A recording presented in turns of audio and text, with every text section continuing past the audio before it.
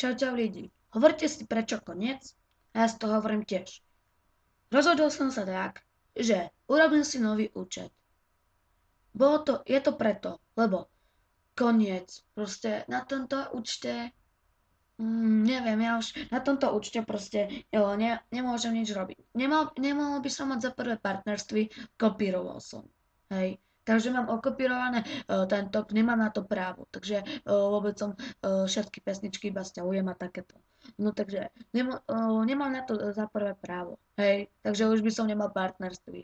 No takže založil som kvôli tomu nový účet, volá sa Svatorman a všetkých by som poprosil, ktorí majte tu na XX Remixový odber, dajte prosím odber tam, a tu ho môžete kľudne aj zrušiť. Tento účet budem používať iba na že like, odber a takéto. A vlastne, čo ešte by som vám povedal, na tom Svatormanovi budú tiež tutoriály, ale už aj let's play. A tu neboli let's play kvôli tomu, ja som chcel ich natáčať, tu viem, že som to aj hovoril v nejakom videi, ale proste mám to urobené tak, že proste na tomto Windowsi mi úplne všetko seká. Hej. Keď napríklad dvakrát kliknem na niečo, tak mi napíše, že neodpovedá program alebo proste nereaguje. No tak ja som sa tak naštval, že idem si dať už preinštalovať celý Windows.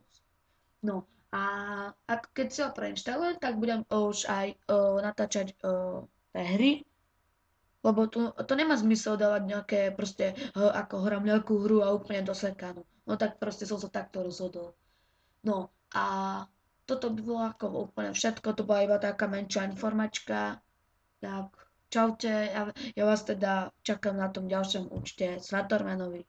Čus!